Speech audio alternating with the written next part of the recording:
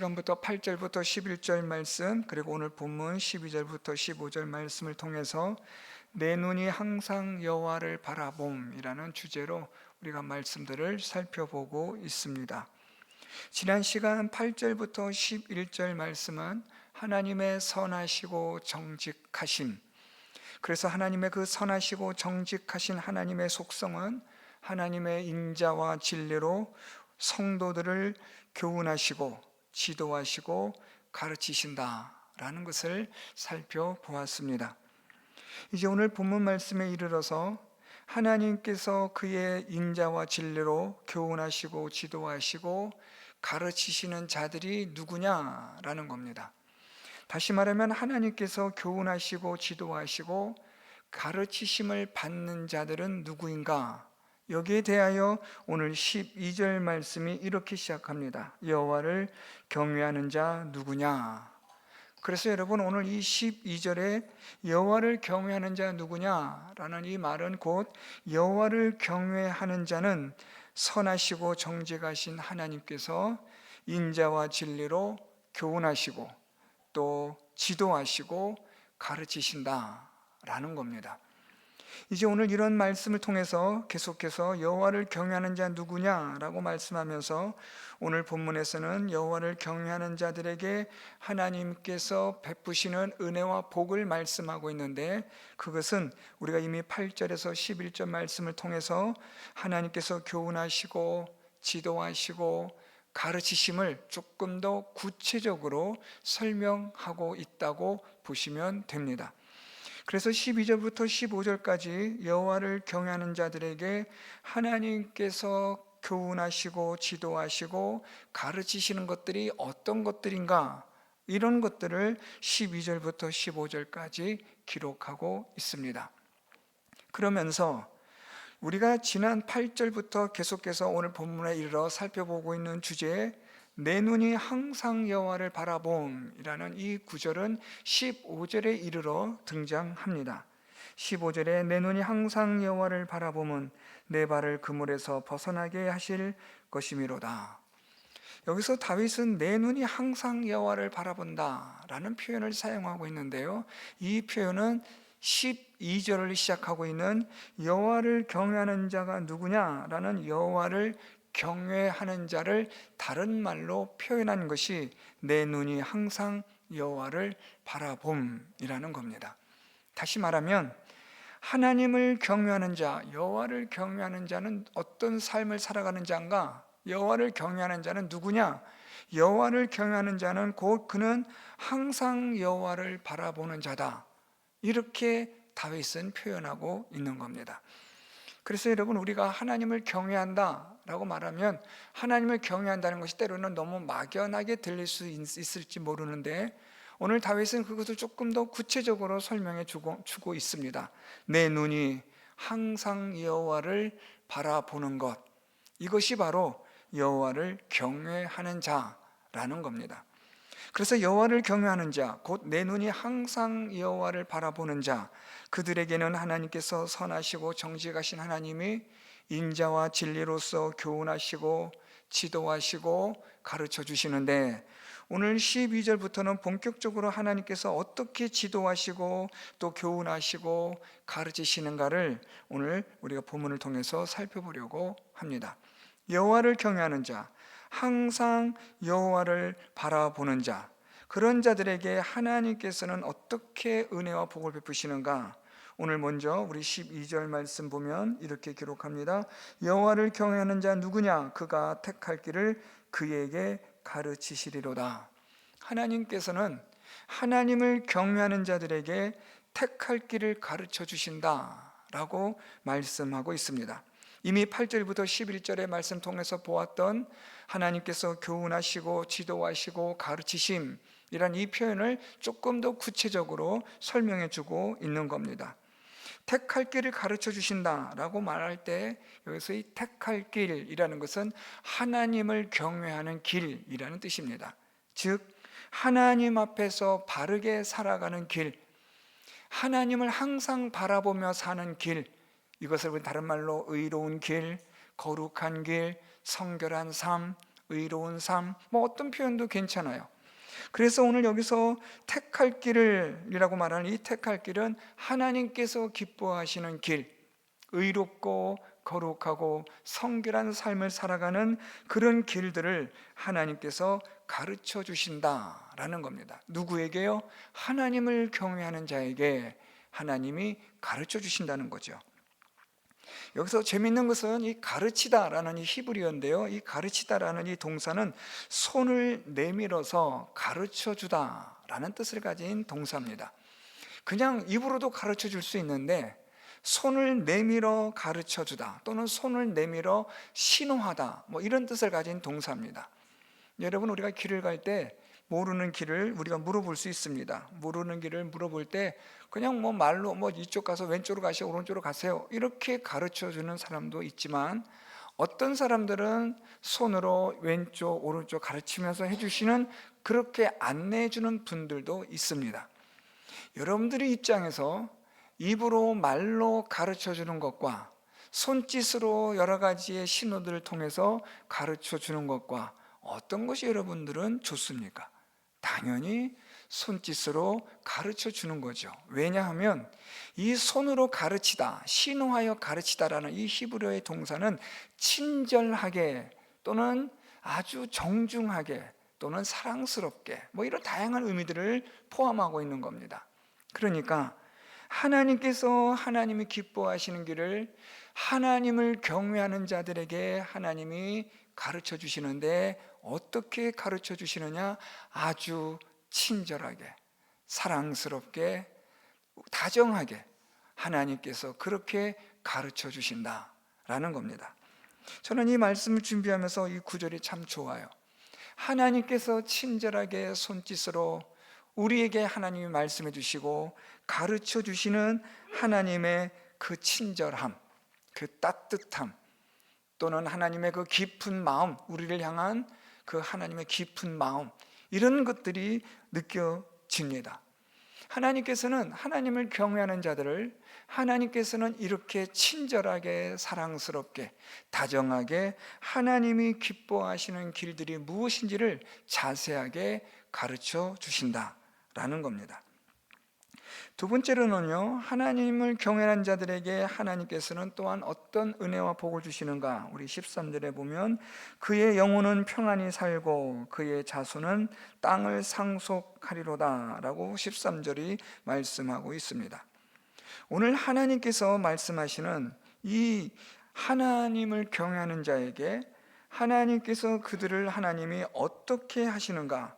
영혼은 평안히 살고 그의 자손은 땅을 상속하게 하시는 은혜와 복을 주신다라고 말씀하고 있습니다. 특별히 이 13절 말씀에서 그의 영혼은 평안히 살고 라는 겁니다. 하나님을 경외하는 자들에게 하나님이 어떤 은혜와 복을 주시냐면 영혼의 평안함을 주신다라는 겁니다. 여러분, 우리 물질로 인하여 육신을 우리가 표현할 때, 물질로 인하여 우리가 편리함을 누릴 때 우리는 그것을 평안하다라고는 하진 않습니다. 편안하다라고 하는 거죠. 불편하지 않은 편안함. 그래서 육신의 편안함을 위해서 사람들은 많이 돈을 벌고 또 그렇게 살려고 합니다. 그런데 오늘 본문에서 말씀은 육신의 편안함을 말하지 않습니다. 영혼의 평안을 말하는 겁니다. 하나님을 경외하는 자들에게 하나님 어떤 은혜와 복을 주시는가? 영혼의 평안을 주신다는 거죠. 여러분, 이 영혼의 평안함이라는 것은 많은 의미들이 담겨져 있습니다. 무엇보다 이 평안 안에는 영혼의 기쁨, 즐거움, 여기에 더 나아가면 소망, 나중에 또 우리가 말씀 나누겠지만 소망까지도 포함되어질 수 있는 아주 광범위한 표현의 의미입니다. 하나님을 경외하는 자들에게 하나님이 무엇보다도 영적인 평안을 주신다는 거죠. 그래서 여러분, 우리가 예수 그리스도를 믿는 믿음으로 하나님을 경외하는 자의 삶을 살아가게 되면 하나님은 우리의 영혼의 평안함, 영혼의 기쁨, 영혼의 즐거움을 하나님이 주신다라는 겁니다. 여러분, 이것은 세상에서는 얻을 수 없는 겁니다. 이것은 육신이 편안하다고 해서 영혼이 평안해지진 않습니다. 우리의 영혼의 평안함과 육신의 편안함은 함께 할 수도 있지만 함께 하지 않을 수도 있는 겁니다. 오늘 우리가 여호와를 경외하는 삶을 살게 되면 무엇보다 하나님은 오늘 13절 말씀처럼 그의 영혼은 평안히 사는 은혜와 복을 주신다 라고 말씀합니다. 더 나아가서 13절 하반절에 보면 그의 자손은 땅을 상속하리로다 라고 말씀합니다. 땅을 상속한다라는 이 표현은요, 조상들로부터 부모로부터 받은 복을 유지한다라는 의미가 있습니다. 그러니까 자녀들이 부모들이 받고 누리는 복을 받는다라는 건데요, 다시 말하면 하나님을 경외하는 자들이 영혼의 평안함을 누린 같이 자녀들도 영혼의 평안함을 누리는 하나님의 약속을 받는 복을 의미한다고 말할 수 있는 거죠. 부모가 평안한데 자녀들이 평안하지 않을 수도 있습니다.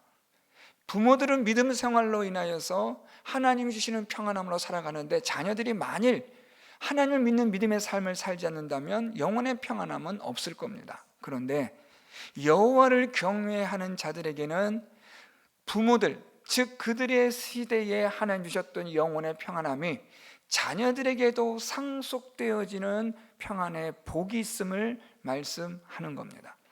그래서 제가 자주 말씀드렸던 것처럼 우리 부모의 시대가 우리가 현재를 살아가고 있지만 사실은 미래를 살아가고 있다고 제가 자주 말씀을 드린 이유가 바로 이런 것들입니다.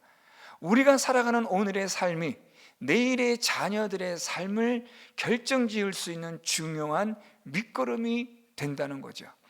오늘 이 부모의 세대가 우리가 얼만큼 하나님을 경외하는 삶을 살아가느냐, 우리가 얼마나 우리의 영혼의 평안함을 누리며 살아가느냐는 자녀들에게 이것이 영향을 미치고 선한 영향력을 미치게 하는 아주 중요한 결정적인 계기가 된다는 것을 오늘 성경은 우리에게 말씀해 주고 있는 겁니다. 그러므로 하나님을 경외하는 자들에게 하나님께서는 이렇게 영혼의 평안함을 주시고 자녀들이 또한 그것을 상속받을 수 있는 은혜와 복을 주신다는 것을 말씀합니다. 계속해서 이제 세 번째로 하나님을 경외하는 자, 여호와를 경외하는 자에 대하여 은혜와 받을 복에 대해서 14절은 여호와의 친밀하심이 그를 경외하는 자들에게 있으며 라고 말합니다. 여기서 우리가 세 번째로 살펴보는 하나님 주시는 은혜와 복, 여호와를 경외하는 자들에게 주시는 복에 대해서 친밀함이라고 말합니다. 친밀함이 있다. 여호와를 경외하는 자들에게 하나님께서는 그들과 친밀하시다라고 표현하고 있습니다. 여기서 이 친밀하다라는 이 히브리어는요, 자녀가 부모들과 함께 식탁에서 같이 먹고 마시며 대화하는 그런 친밀함을 표현하는 단어입니다. 그래서 이 친밀함이라는 것은 부모와 자녀가 식탁에서 아주 가까운 대화를 나누고 자세한 이야기를 나누며 부모와 자녀의 그 깊은 유대감을 갖게 하는 교제와 깊은 교제를 통한 그런 사귐과 가까이 할 수 있는 그런 속 모든 것들을 털어놓을 수 있는 그런 친밀함을 표현하는 말입니다. 즉 하나님을 경외하는 자들에게 하나님께서 어떤 은혜와 복을 주시는가? 하나님과의 깊은 교제, 하나님과의 깊은 사귐에 대한 이런 은혜와 복을 하나님이 주신다라는 겁니다. 여러분, 이 하나님과의 친밀함에 대해서 여러분들 약간 그냥 생뚱맞게 생각하실지 모르겠지만 하나님과의 친밀함은 사실 우리에게는 좀 버거운 거죠. 감당할 수 없는 은혜죠. 어떻게 피조물이 창조주가 되시는 하나님과의 친밀함을 누릴 수 있겠습니까? 이것은 곧 하나님께서 우리와 친밀함을 나누시겠다는 이 말은 하나님께서 그만큼 낮아지시겠다라는 의미입니다. 우리와의 아이 컨택을 하시기 위해서, 우리와의 조금 더 가까운 그런 이 거리감을 없애기 위해서 하나님께서는 보다 더 낮은 자리로 내려오셔서 우리와 친밀하게 대화를 하시겠다라는 표현입니다. 여러분, 우리가 사랑하는 자녀들에게 이 아이들이 어려서 자라날 때 뭐 신발끈을 묶지도 못하고 뭐 잘 못하는 게 천지잖아요. 그럴 때 우리 부모들은 어떻게 합니까? 자연스럽게 자녀들에게 우리가 무릎을 꿇고 신발끈을 묶어주기도 하고 양말을 신겨주기도 하잖아요. 그런 이 친밀감이라는 것은 부모와 자녀의 이 관계 속에서도 참 아름다운 관계인데, 하나님께서 우리와 이런 친밀감을 갖겠다라는 것은 그만큼 하나님이 우리에게 낮아지시겠다라는 표현입니다. 이건 말도 안 되는 겁니다. 어떻게 창조주가 되신 하나님께서 이 피조물 가운데서도 죄악 가운데 있는 우리들과 하나님이 이렇게 가까이 하시겠다라고 말씀해 주실 수 있냐라는 거죠. 불편한 거죠. 우리는 어떻게 보면 너무 황송한 거죠. 그럼에도 불구하고 여호와를 경외하는 자들에게 하나님은 이런 친밀함을 기꺼이 나누시겠다라고 말씀을 하는 겁니다. 하나님과의 친밀함, 하나님과의 동행을 통하여 나타나는 깊은 교제, 깊은 사귐. 여러분, 이런 믿음의 삶을 살아간다면 우리의 믿음 생활은 훨씬 더 값진 기쁨이 충만한 그런 믿음 생활이 되리라고 저는 확신합니다. 하나님과의 그 동행을 통하여 누리는 그 기쁨 있잖아요. 나의 창조주가 되시고 구원의 주가 되시는 그 하나님과의 깊은 교제를 누릴 수 있고 나눌 수 있다라는 그 기쁨, 우리로서는 형용할 수 없는 거죠. 감당할 수 없는 은혜죠. 하나님은 기꺼이 그 은혜를 베풀어 주시겠다는 겁니다. 누구에게요? 여호와를 경외하는 자들에게. 계속해서 이제 네 번째로 하나님께서 경외하는 자에게 주시는 은혜와 복이 있는데요, 우리 계속해서 말씀 보면 이 14절 하반절에 있는 말씀인데요, 그의 언약을 그들에게 보이시리로다 라고 말씀합니다. 여호와를 경외하는 자들에게 하나님께서 언약을 보이신다라고 표현하는데요, 여기서 이 언약이라는 이 단어가 중요합니다. 이 언약이라는 말은 잘 아시는 것처럼 하나님께서 약속하신 일들을 말합니다. 하나님께서 약속하신 일들을 보여주시겠다라는 건데, 이 하나님의 약속은 우리가 좀 더 크게 보면 하나님의 구원의 약속, 회복의 약속, 더 나아가 영원한 생명을 누리는 하나님 나라에서의 약속을 말해주고 있습니다. 하나님은 하나님을 경외하는 자들에게 이러한 약속을 하나님께서 보여주신다, 보이신다라고 말하고 있는데, 특별히 여기서 여러분 이 보이다라는 이 히브리어는요, 깨닫다, 이해하다라는 뜻을 가진 단어입니다. 하나님께서 하나님을 경외하는 자들에게 하나님의 구원의 약속, 하나님께서 우리를 회복시켜 주심의 약속, 영원한 하나님의 나라에서 누릴 영광스러운 생명의 약속, 하나님과 함께하게 되어질 영광스러운 기업에 대한 약속, 이런 것들을 하나님께서 깨닫게 하시고 우리에게 이해하게 해 주실 것이다 라는 말입니다. 우리를 이해시키고 깨닫게 해 주실 것이라는 의미입니다. 자, 여러분, 이게 무슨 말일까요? 하나님을 경외하는 자들에게 하나님께서 약속을 알게 해주시고 깨닫게 해주시고, 그래서 영광스러운 하나님의 나라를 바라보며 하나님의 나라에 대하여 깨달음을 주시겠다라는 이 의미는 결국 무엇을 말하고 있느냐면, 하나님의 영원하신 이 약속에 대한 소망을 말하는 거예요. 오늘 하나님께서는 하나님을 경외하는 자들에게 무엇을 알게 하시고 무엇을 깨닫게 하시고 무엇을 이해하게 해주시냐면, 하나님이 약속하신 것에 대한 소망을 갖게 해주시겠다는 거죠. 여러분, 사람은 소망이 있어야 돼요. 소망이 없으면 여러분 그거 끝난 겁니다.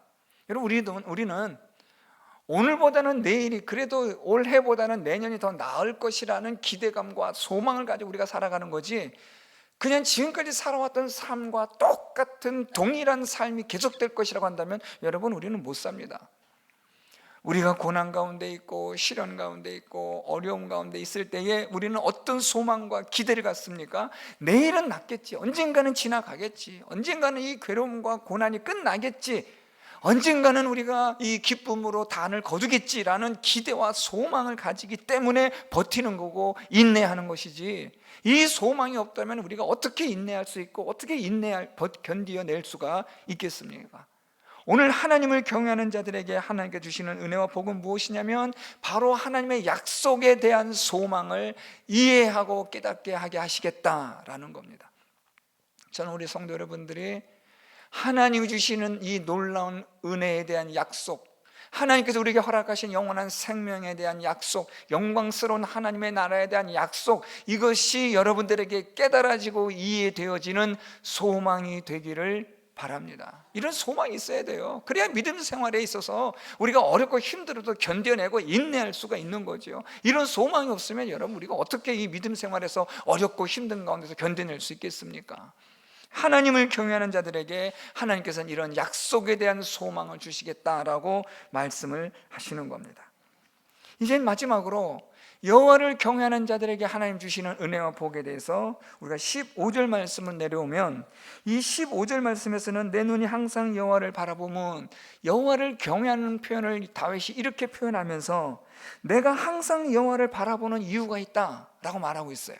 이 말은 여러분, 내가 항상 여호와를 내가 경외하는 이유가 있다라고 이렇게 표현하는 내용입니다. 내가 항상 내 눈이 항상 여호와를 바라보면, 여기서 이 바라봄은, 이 바라봄이라는 이 히브리어는요, 어떤 결과나 이유를 설명해 주고 있는 그런 단어입니다. 그러니까 오늘 다윗은 이렇게 말하는 거예요. 내가 지금 이렇게 항상 내 눈이 하나님을 바라보고 있는 것은 이것 때문이다 라고 말하고 있는 거죠.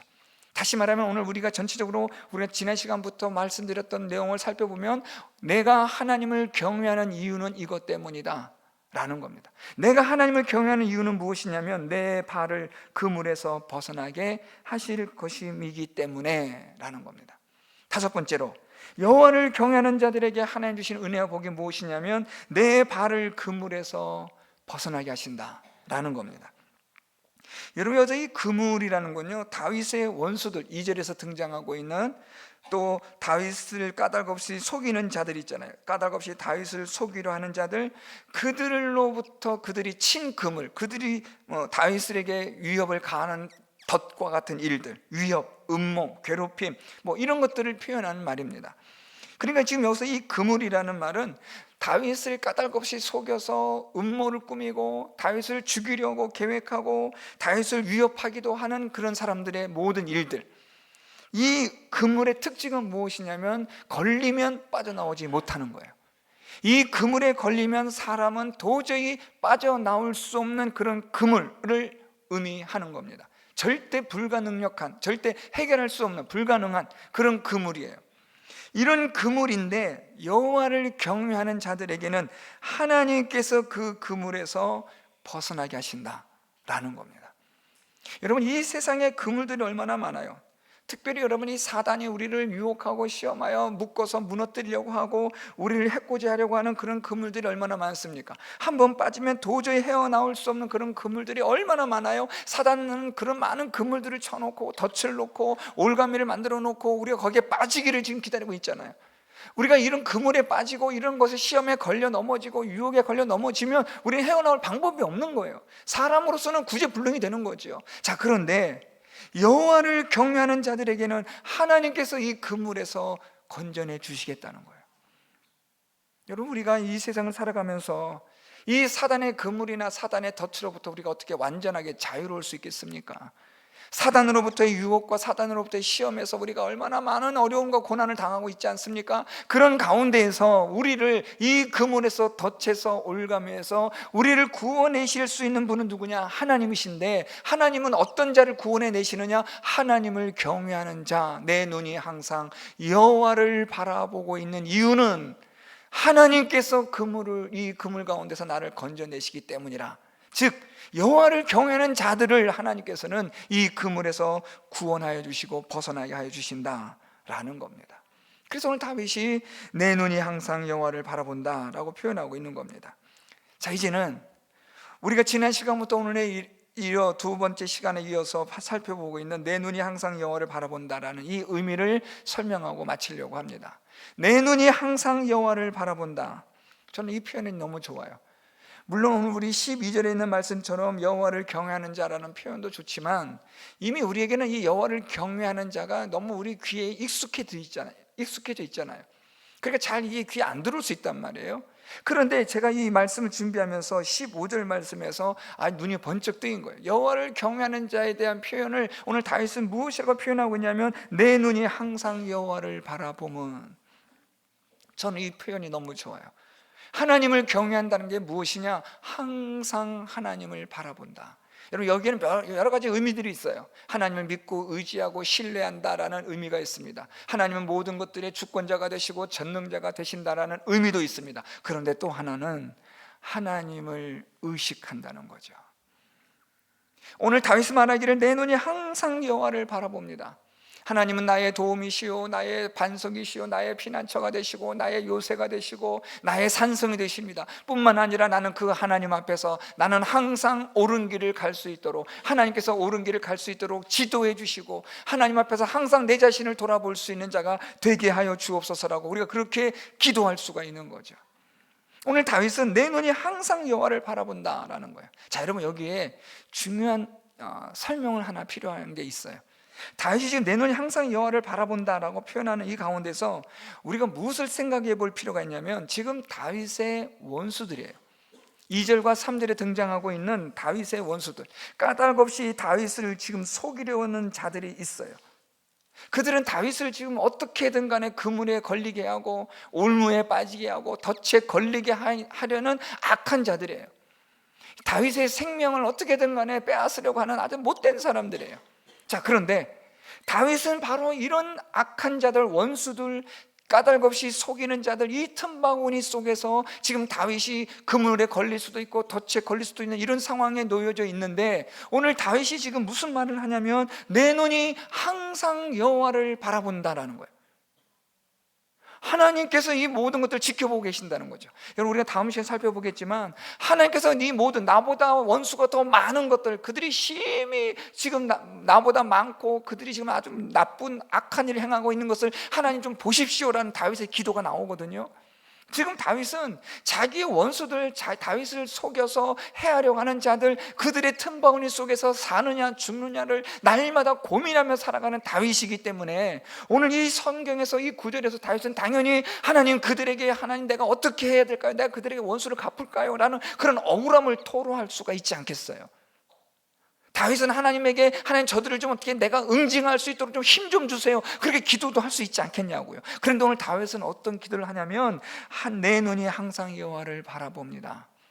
이 말은 하나님, 저 원수들같이 까닭없이 속이는 저들같이 하나님, 나는 되지 않겠습니다.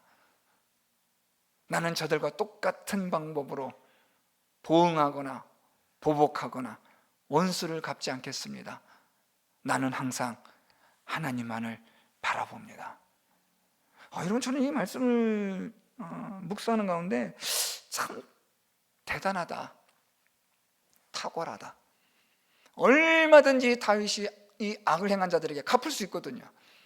여러분, 다윗을 비난했던 사람들, 조롱했던 사람들이 나중에 다윗이 다시 왕이 되어지고 왕으로 돌아왔을 때 그들이 지금 뭐 난리가 났잖아요.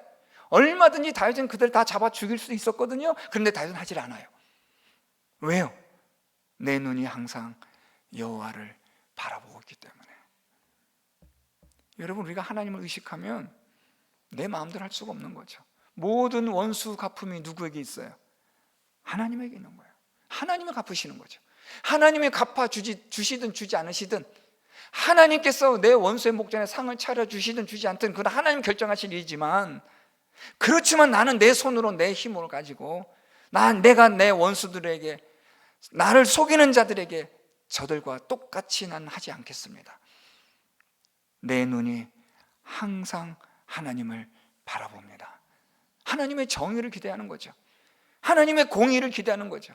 하나님께서 이 모든 것들을, 하나님께서 이 모든 질서를 잡아주실 것을 다윗은 소망하고 믿고 의지하는 거예요. 그래서 다윗이 내 눈이 항상 여호와를 바라봅니다. 교만하지 않아요. 섣부르게 행동하지 않습니다. 감정적으로 치우치지도 않아요. 왜요? 하나님을 경외하고 있기 때문에, 하나님이 두렵기 때문에, 내 눈이 항상 하나님을 바라보고 있기 때문에, 하나님의 인자와 자비하신 하나님의 그 얼굴을 바라보면서 하나님의 정의와 공의를 기대하면서 다윗은 하나님 앞에 잠잠히 있는 거죠. 이것이 바로 하나님을 경외하는 자입니다. 이런 자들에게 하나님께서 오늘 말씀처럼 하나님을 경외하며 하나님을 바라보는 자들에게 하나님은 하나님이 기뻐하실 길들을 가르쳐 주시고 영혼의 평안을 주시고 하나님과의 깊은 친밀감을 나누게 해주시고 하나님의 약속에 대한 소망을 갖게 해주시고 무엇보다도 우리를 그물에서 벗어나게 하시는, 위기와 위험 가운데 있을지라도 건져주시고 구원하여 주시는 하나님의 은혜와 복을 하나님은 약속하고 계십니다. 사랑하는 성도 여러분, 하나님을 경외하는 자, 여러분들의 눈이, 우리들의 눈이 항상 하나님을 바라보는 자가 되어서 하나님께서 택할 길을 가르쳐 주시고 하나님이 기뻐하시는 길을 가르쳐 주시고 하나님 주시는 영혼의 평안, 하나님과 함께하는 친밀함, 하나님이 보여주시는 약속에 대한 소망, 그리고 더 나아가 우리의 인생의 이 걸음에서 그물에 빠졌을지라도 우리를 구원하여 주시고 건져 주시는 하나님의 은혜와 복을 받는 우리 모든 성도 여러분들이 다 될 수 있기를 예수 그리스도의 이름으로 축원드립니다.